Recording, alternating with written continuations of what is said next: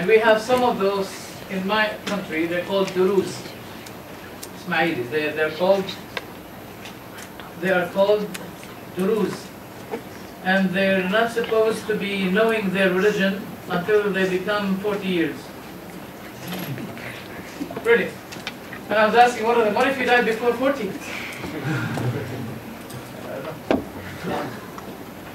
So those people came from the peninsula of Saudi Arabia before, and they went to Syria, many other countries. And we have today Ismailis in India. They are very strange.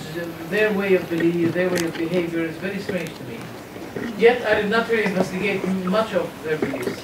But they have a lot of extremist kind of belief, to the extent that not only the Sunni Muslims believe that they are heretic, but even the Shia believe that they are heretic.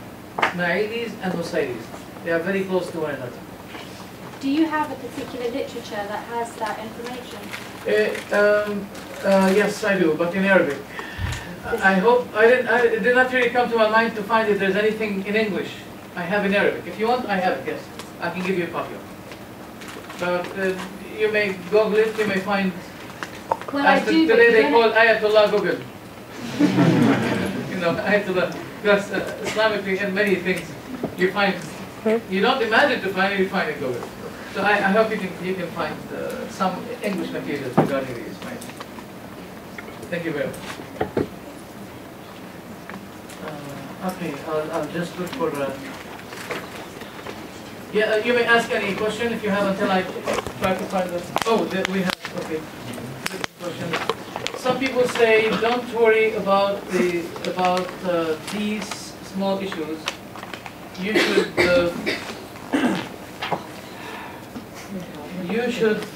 would worry about the Khilafah. Oh, it doesn't matter, you know, this doctrine, that doctrine. The most important thing is the Khilafah. It's not true. Because I give the same answer that I gave to that person who said, I'll worship Allah when I become 40. I said to them, what if Khilafah did not come, but I may be dying tomorrow? I need to know what should be my belief. I may die tomorrow, and Khilafah may not be established maybe until after 500 years. No.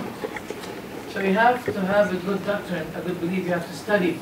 Look, brothers and sisters, I say that to you, and it's very important. Church failed to meet science. They failed. And there's still a challenge against the church to prove themselves scientifically. The Muslims, they have the Quran, which is full of science and full of miracles.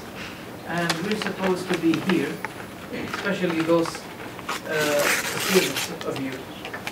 They should meet the challenge. They should, when the church failed scientifically, we should succeed. We should succeed. Do you understand what I mean? Every prophet was expert, and his kind of miracles meet the type of the profession that his current people used to be doing. Like, for instance, the matter of medicine at the time of Isa alayhi salam was the thing that people were expert, skillful with. So Isa's miracles met the same kind of skill that the people had. Also at the time of Fir'aun. Today we have a time of, we call it the time of knowledge, science. We should really be on the challenge. And we should prove the Quran to be scientifically the book that those people are looking for. It's very important. Now, as a matter of saying that Khilafah is the most important thing, my answer is we should seek knowledge whether the Khilafah will be established tomorrow or after 500 years. Because the Khilafah needs educational people, people with knowledge, scholars. How can the Khilafah be established with ignorant people? This is a dream. You can dream if you want, but the dream will not come true until you be realistic and deal with the matter intellectually. What's the concept of mit'ah? Is it permissible in Islam or not? Mit'a means temporary marriage. It used to be permissible exceptionally for certain hard circumstances. And the Prophet ﷺ said it's not allowed, it's prohibited until the day of judgment. Now, I don't know, if you have a daughter and somebody will come and say to you, give me your daughter for 2-3 hours, I don't know what would be your reaction. Would you like it? If you like it for your daughter, you should like it for the others. If you don't like it for your own daughter, don't like it for the others.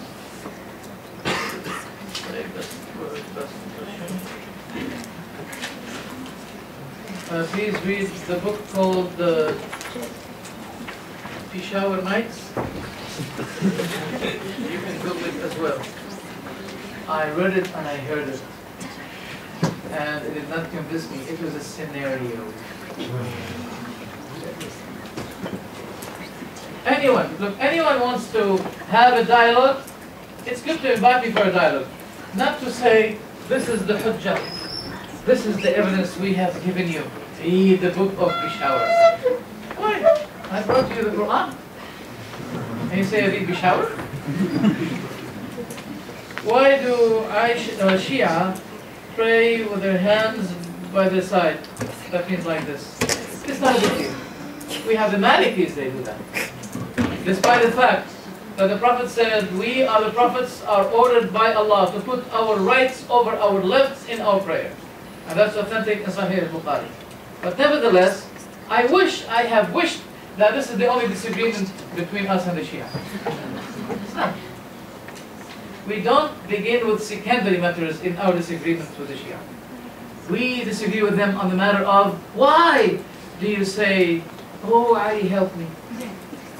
While the books of the Shia, in many cases they said, oh Ali was using, he said it's halal, Allah, for example, he gave bay'ah to Abu Bakr because of taqiyya. Here he was using taqiyya. Taqiyya.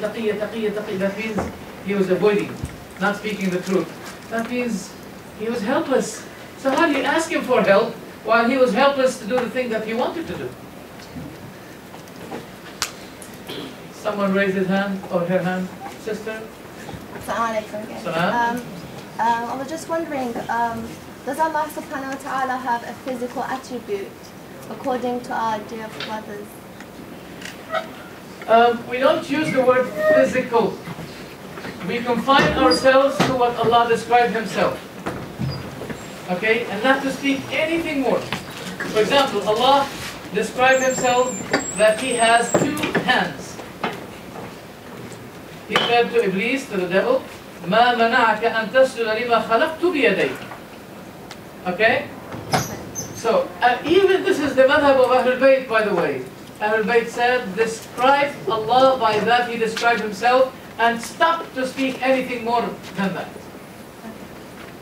Okay? So we don't say physical or unphysical, I don't know, what's the opposite of physical? Huh? Not metaphor. Unphysical. Physical or unphysical. We don't use these terms. No, what I mean to say is, would we be able to see Allah on the Day of Judgment in a physical sense? Sure. As I have no doubt that I can see you now, I have no doubt that we're going to be seeing Allah. And guess what? The Prophet said that the moment when they will see Allah in paradise, seeing Allah will cause them to forget all the beauty of paradise. Okay? Why do Shia hit themselves if for the sake of mourning? My knowledge was that self-harm was forbidden in Islam. Yes, hitting yourself like this, it's not good for your hygiene, for your health, but it's not also good for the reputation of Islam. Because there are some Christians say, oh, hallelujah, thank God, I'm Christian. This, hallelujah, look at this. How Muslims are barbaric, look how they hit themselves like this. No, this is not Islam. And it's really bad. You're making negative da'wah against Islam. Negative da'wah by going like this.